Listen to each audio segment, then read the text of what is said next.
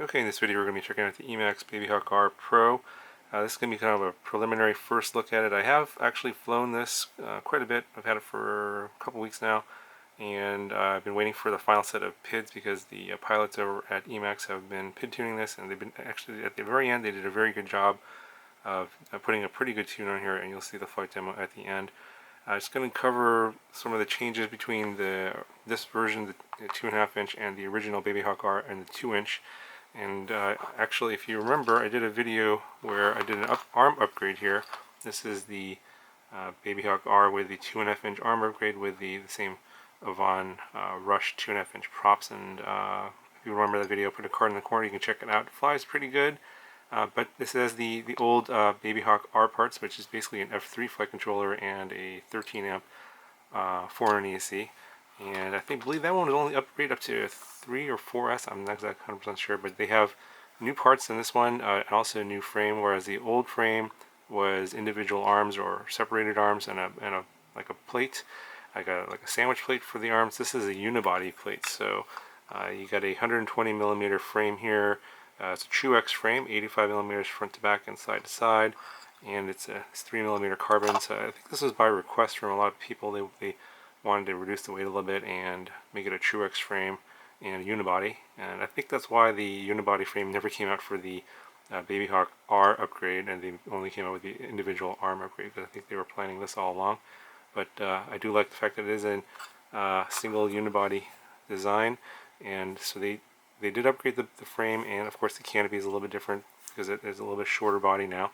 They upgraded the camera. It's a different camera. It's EMAX branded Caddx S1, so it is a CCD camera like the original Foxy or Mini or Micro Arrow. Pretty similar image quality, 600 TV line, CCD 4.3 sensor, etc.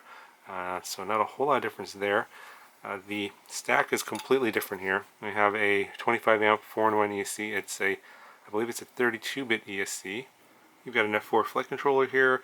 It has a 32K gyro, and it's based on the Maytech F405 targets. So this has 5 UARTs available, and I believe a lot of things are going to be using that. You got the smart audio for the video transmitter, and you got camera control for the Caddx camera, so you can do everything via your transmitter, your remote control. So all good things there. So the video transmitter, 25 and 200 milliwatt power switchable. I'm going to take the canopy off here in a second. I'll show you all the parts inside.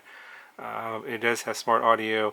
It has a little MMCX connector to a whip antenna, and this one is the bind and fly. Comes with the D8 receiver, the FrSky D8 receiver, that the same one, basically the one that the Babyhawk-R came with. So that was a good receiver, no problem there.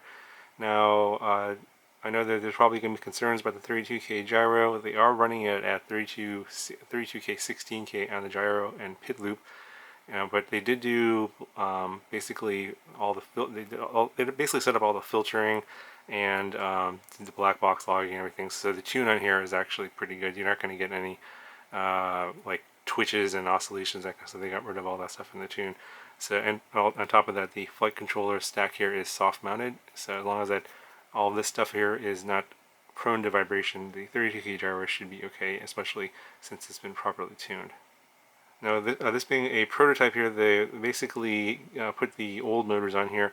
This is the 1106 6000 kV. It's the same ones that were on the Babyhawk-R with the standard bottom here, but on the production retail version of the Babyhawk-R PRO, the motors are going to have an open bottom design. You probably saw pictures of that in the product page. The motor is essentially exactly the same, the windings and everything.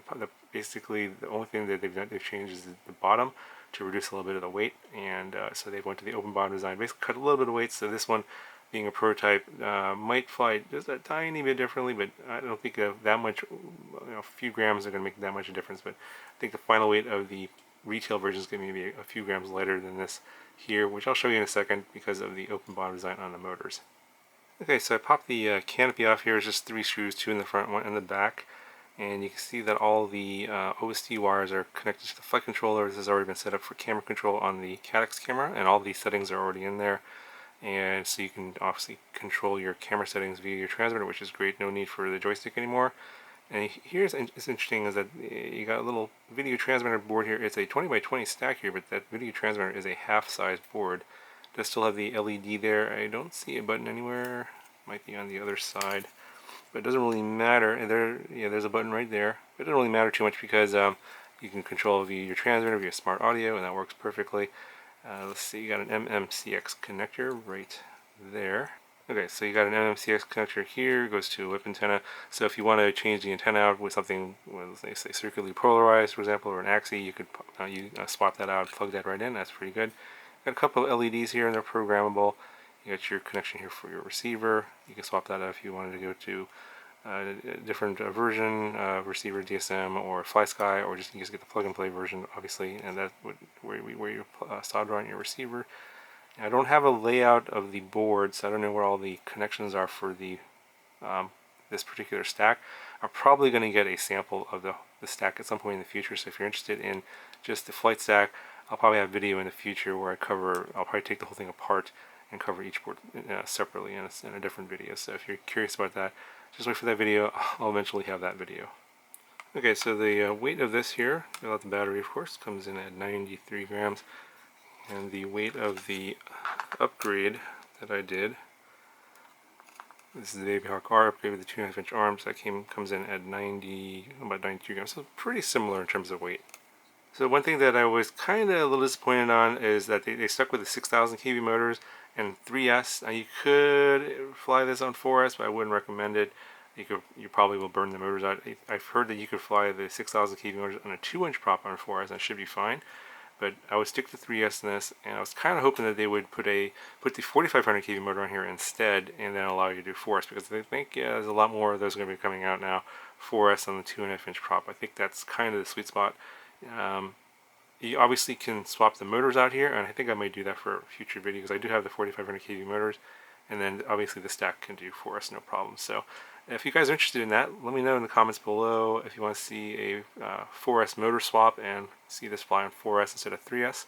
I think that's probably what a lot of people were expecting, going from the Babyhawk-R. Everyone was flying on 3S, even on the upgrade, and they kind of were looking for 4S. If you felt like you wanted that as well, let me know in the comments below, and obviously EMAX will get that feedback, and hopefully they'll come up with maybe another version of this with a lower kV motor, and then you can run it on 4S. That'd be kind of nice. Anyway, that's pretty much it. So overall, I'm very happy with it. I'll go ahead and show you the flight demo. It flew great. The tune was great. And one thing you probably should know is that the very first batch of 500 of these that were sent out came with a Betaflight 3.3 on there, and so you're going to have to flash Betaflight 3.5 along with the CLI dump that came from their final tune. That's going to be up on the EMAX USA website. I'll have links to all this stuff in the description below if you want to reference that later. And if you happen to get this with the older version of Betaflight, you want to flash it and then obviously put in the new settings to get the best performance out of this. So all those links will be in the description later on. Okay, so these are the PIDs they're going to be shipping with for you guys that are wondering what the stock PIDs are. And this is what there's going to be. And I think they did a lot of work on these, so ought to be pretty good. Okay.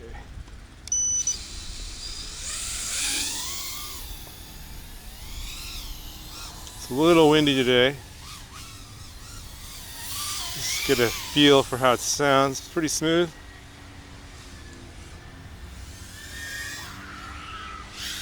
A little bit of prop wash on the hard turn.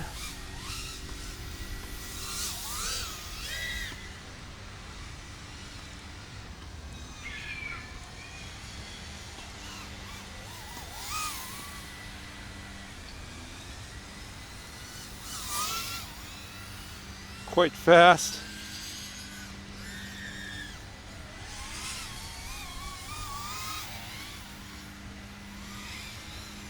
It's quite windy.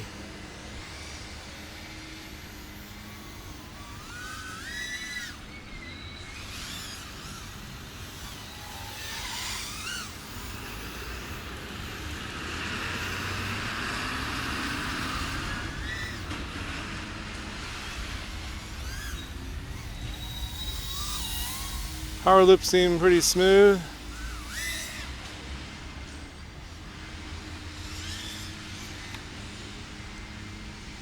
A little bit of drift on that roll, or the flip there. Rolls are good.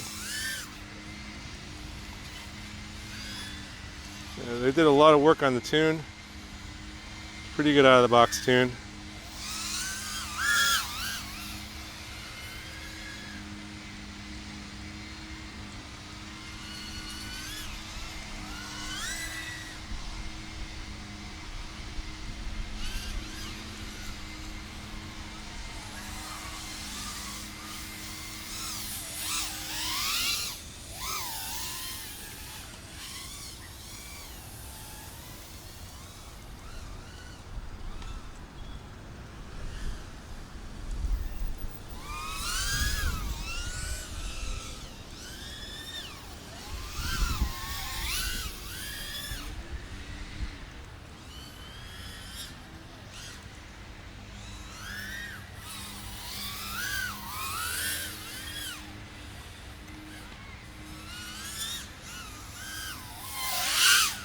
Wow, stops on a dime.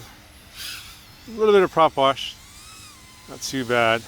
You can get it to come out if you really try.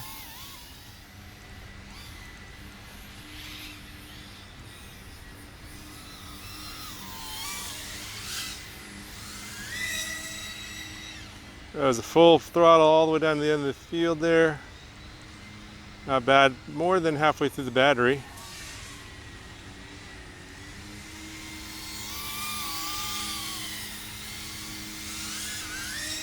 Another one. So full throttle is pretty good, not too much oscillation.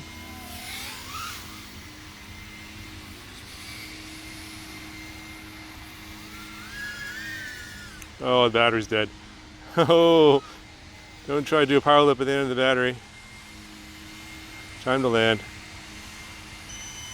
Yes, I know. You're angry.